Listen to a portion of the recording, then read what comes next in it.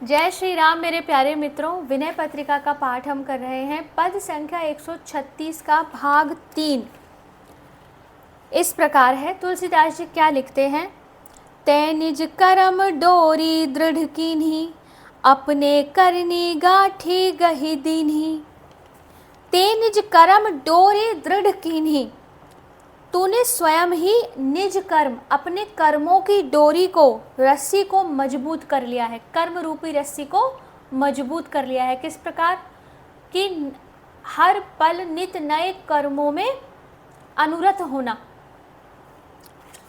अपने करनी गांठी गही दीनी, और अपने ही हाथों से उसमें अविद्या की गांठ भी लगा ली। अविद्या अर्थात इस अज्ञान से ग्रसित होना के कर्मों से छूटा नहीं जा सकता।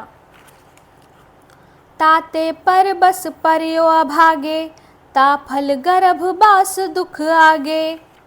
इसका अर्थ है, इसी से हे अभागे तू परतंत्र पड़ा हुआ है। ताते पर बस, पर के बस है, दूसरे के अधीन है, और इसी का फल आगे गर्भ में रहने का दुख होगा। अर्थात आगे तुझे पुनः मनुष्य रूप मिलेगा।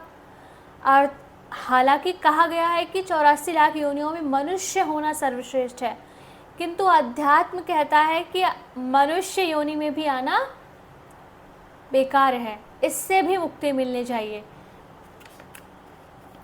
आगे अनेक समूह संसृत, उदरगत जान्यो सो। सिर हेठ ऊपर चरण, संकट बात नहीं पूछे को। कितनी सुंदर बात लिखी है कि संसार में अनेक क्लेशों के जो समूह है, उन्हें वही जानता है जो माता के पेट में पड़ा है। कहते हैं ना कि गर्भ में सिर नीचे और पैर ऊपर रहते हैं, और उस वक्त बच्चा बड़ी कष्टदायक स्थिति में होता है। सो नित पुरीस जो मूत्र मल, क्रमी कर्दमावृत सोवई।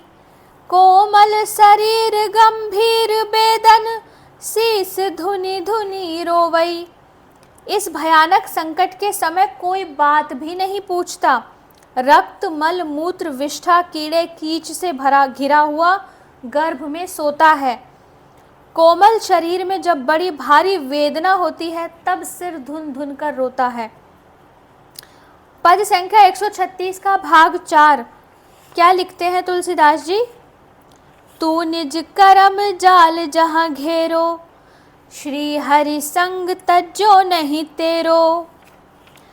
इस प्रकार जहाँ तुझे तेरे कर्म जाल ने घेर लिया था और उसके कारण तू दुख पाता था, श्री हरि ने वहाँ भी तेरा साथ नहीं छोड़ा।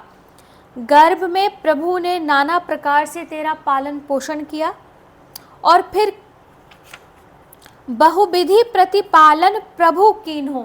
बहुविधि, बहुत विधियों से प्रभु ने वहां तेरा पालन पोषण किया। परम कृपालु ज्ञान तो ही दीनो, और परम कृपालु स्वामी ने तुझे वहां ज्ञान भी दिया। तो ही दियो ज्ञान विवेक, जन्म अनेक की तब सुधि भई।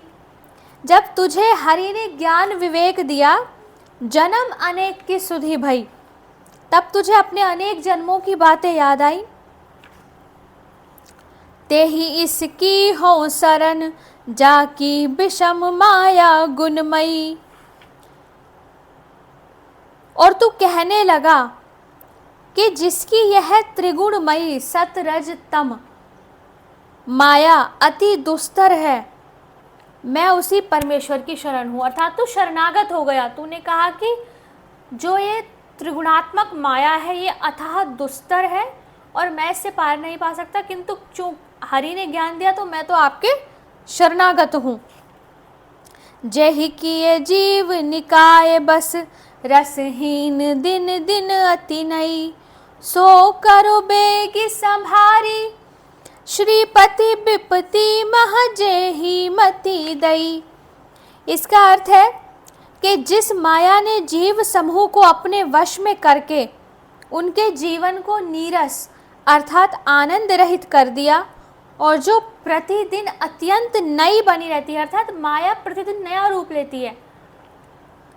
जिस लक्ष्मी के पति ने गर्भ काल की इस विपत्ति में मुझे ऐसी विवेक बुद्धि दी, वही मेरी इससे तुरंत रक्षा करें।